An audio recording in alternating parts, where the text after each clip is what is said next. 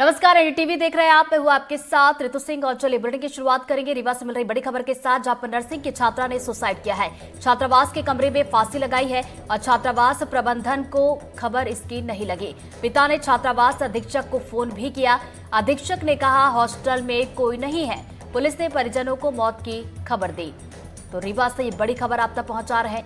Nursing की छात्रा ने सुसाइड कर लिया और छात्रावास के कमरे में फांसी छात्रा ने लगाई है। तो छात्रावास प्रबंधन की अगर बात की जाए तो उसको इस पूरे मामले की खबर तक नहीं थी और पिता ने छात्रावास अधीक्षक को फोन भी किया तो अधीक्षक ने ये जवाब दिया कि हॉस्टल में कोई नहीं है। तो बताते चले कि पुलिस ने परिजनों को मौत की खबर दी।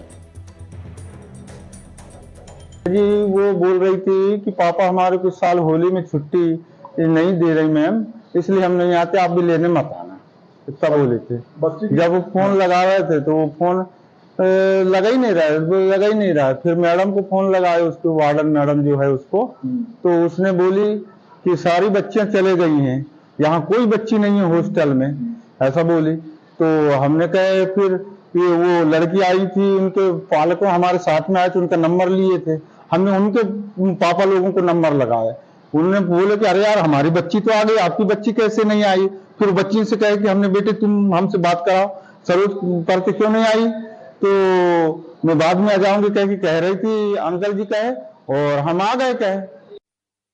ज्यादा जानकारी के साथ जावेद अंसारी हमारे साथ जुड़ गए, सीधा उनका रुख करेंगे। जावेद, क्या मौके से सुसाइड नोट बरामद किया गया है और हॉस्टल प्रबंधन की अगर बात की जाए तो उनकी तरफ से अब क्या कुछ कहा जा रहा है? बिल्कुल, मौके से सुसाइड नोट तो बरामद नहीं हुआ है, लेकिन लड़की के पिता ने बड़े गंभीर आरोप लगाए हैं। लड़की के पिता का कहना था कि जब मैं अपनी बेटी को होली में आने के लिए कहा तो उसने हमसे कहा था कि हमें छुट्टी नहीं मिल रही है, मैं किसी भी हालत में घर नहीं आ सकती हूँ। लेकिन जब लड़की के पिता ने होली के बाद जब लड़की नहीं पहुंची तो उसके पिता ने जब प्रबंधन से बात की तो उनका कहना था कि आपकी लड़की चली गई है हॉस्टल से, फिलहाल हॉस्टल में एक भी लड़कियां नहीं है। ये एक गंभीर आरोप लगाया लड़की के पिता ने, एक भी लड़की नहीं है। और उसी हॉस्टल में लड़की की लाश मिलती है, जब वो फांसी पे लटकी खिड़की से देखी जाती है, फिर प्रबंधन सचेत होता है, पुलिस को सूचना दी जाती है, पुलिस मौके पर पहुंचती है, लाश को उतरवाया जाता है, पोस्टमार्टम कराकर अब परिजनों के हवाले किया गया है। लेकिन इसमें सबसे बड़ा सवाल यही है कि एक लड़की पूरे हॉस्टल में कैसे रह गई, ये काफी बड़ा सवाल है। इसका जवाब फिलहाल प्रबंधन पूरे मामले में कुछ भी बोलने के लिए तैयार नहीं है। हमने कई लोगों से बात करने की कोशिश की, आखिर ऐसा क्यों हुआ, लड़की अकेले कैसे रह गई, लेकिन इस बारे में कोई भी कैमरे के सामने कुछ भी बोलने के लिए कतरा रहा है। वहीं लड़की के पिता भी खामोश हो गए क्योंकि उनकी तो चलिए, लड़की के पिता ने यहाँ पर आरोप लगाया है। वही हॉस्टल प्रबंधन का ये कहना है कि उसको इस बारे में कोई जानकारी ही नहीं थी। हालांकि अब पुलिस इस पूरे मामले की जांच पड़ताल कर रही है। नजरें बनाए रखिएगा जावेद, आगे अपडेट लेंगे। फिलहाल शुक्रिया आपका जानकारी के लिए। बढ़ते आगे टीकमगढ़ से बड़ी खबर, जहां जमीन विवाद में बुजुर्ग दंपत्ति की हत्या कर दी गई। लाठी डंडों से पीटकर वारदात को अंजाम दिया गया। परिवार के लोगों पर ही हत्या का आरोप लगा है।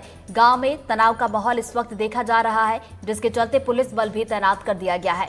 तो परिवार में लंबे वक्त से जमीन को लेकर विवाद चल रहा था और आरोपियों पर हत्या का मामला दर्ज किया गया है। साथ ही साथ पुलिस अब इस पूरे मामले की जांच पड़ताल कर रही है। तो पलेरा पुलिस थाना क्षेत्र के करोला गाँव की घटना बताई जा रही है।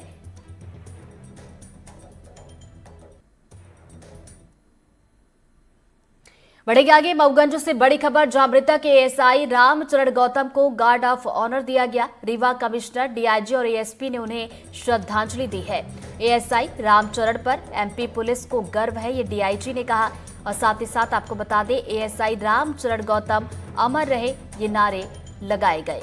तो मऊगंज से खबर आप तक पहुंचा रहे हैं। एक दुखद खबर, मऊगंज में जो पूरा हंगामा हुआ, जिसमें एएसआई रामचरण गौतम की जान चली गई और उसके बाद देखिए गार्ड ऑफ ऑनर उन्हें दिया गया है। रीवा कमिश्नर, डीआईजी और एएसपी ने उन्हें श्रद्धांजलि दी और एएसआई रामचरण पर एमपी पुलिस को गर्व है, ये डीआईजी ने कहा। और साथ ही साथ एएसआई रामचरण गौतम अमर रहे के नारे भी लगे। तो बीते दिन मऊगंज में जो पूरा बवाल हुआ, दो पक्षों के बीच विवाद चल रहा था, ऐसे में पुलिस की टीम विवाद को सुलझाने के लिए गई थी। उसी दौरान एएसआई रामचरण गौतम पर भी हमला किया गया था। वो घायल हुए थे, जिसके बाद उन्हें इलाज के लिए अस्पताल ले जाया गया था, लेकिन इलाज के दौरान एएसआई रामचरण गौतम की जान चली गई थी और आज उन्हें श्रद्धांजलि दी गई। गार्ड ऑफ ऑनर उन्हें दिया गया और साथ ही साथ उनके नाम को लेकर